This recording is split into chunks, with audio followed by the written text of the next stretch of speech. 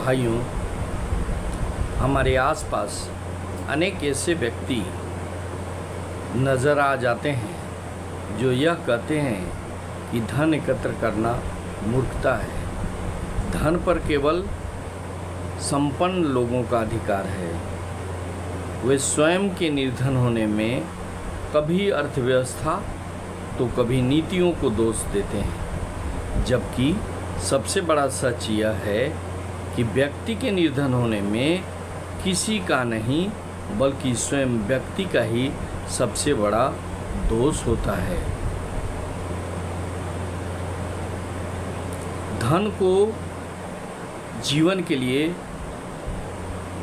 अनिवार्य समझना चाहिए, लेकिन धन का अत्यधिक संग्रह मनुष्य के मन मस्तिष्क को भ्रष्ट तो करता ही है, उसे लोभी और स्वार्थी भी बना देता है।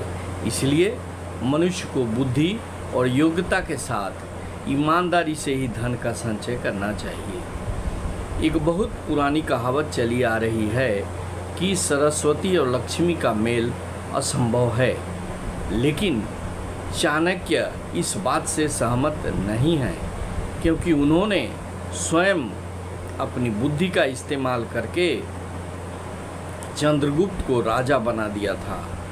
इतना ही नहीं, उनके पास पलक झपकते ही हर तरह की सुविधा उपलब्ध हो सकती थी, लेकिन उन्होंने स्वयं अपनी इच्छा से सादा जीवन व्यतीत करना स्वीकार किया था। जो व्यक्ति तन मन धन से विद्या ग्रहण करता है, वह धनार्जन भी भली भांति कर सकता है।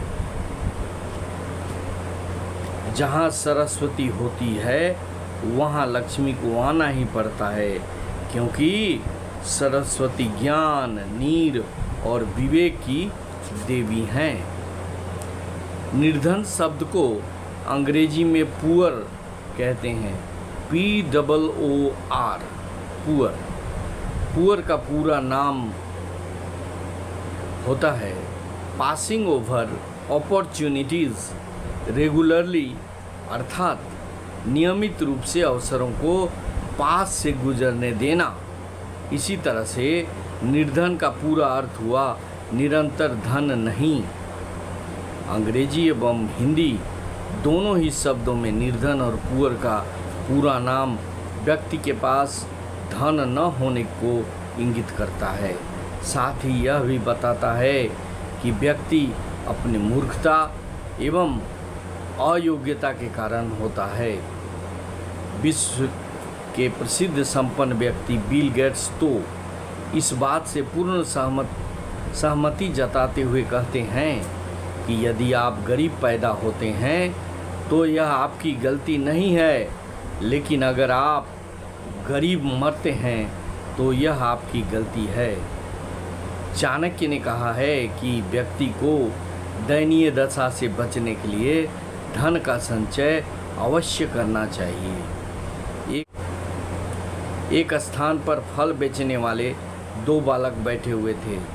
दोनों के पास मीठे मीठे फल के ढेर लगे थे। अभी तक उनके पास कोई भी ग्राहक फल खरीदने नहीं आया था।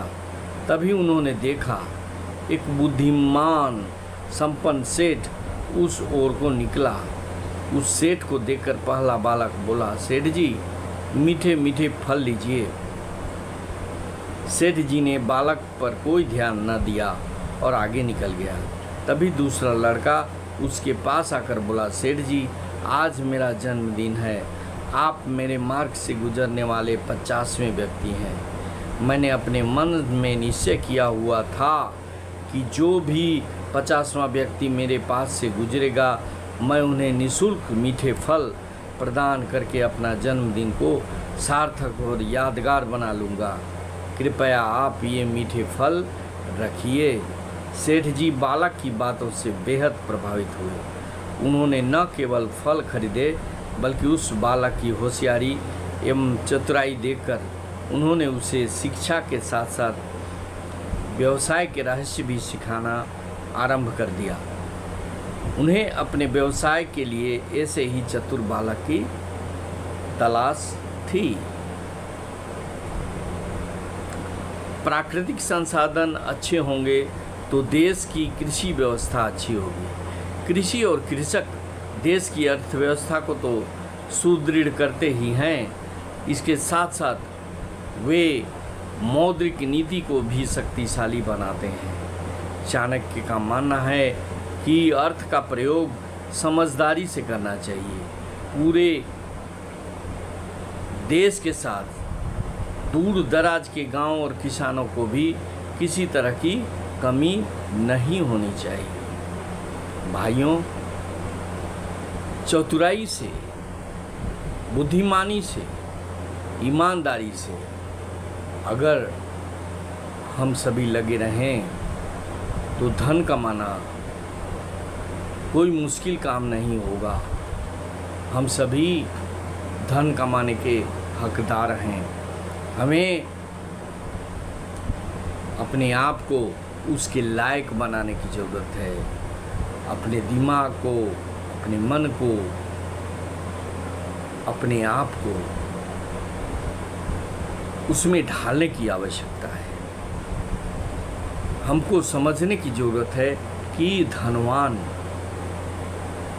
किस प्रकार से धनी हुए।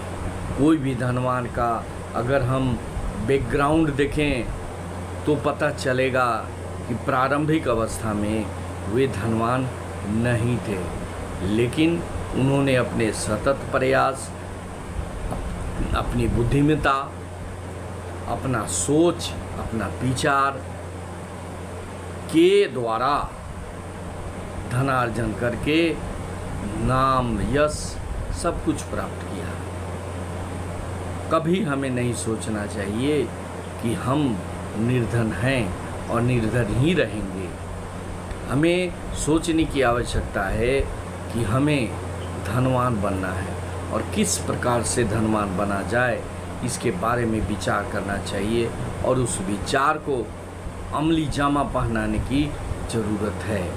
अगर हम ऐसा करते हैं तो वो दिन दूर नहीं होगा जब हम भी धनवानों के कतार में खड़े नजर आएंगे।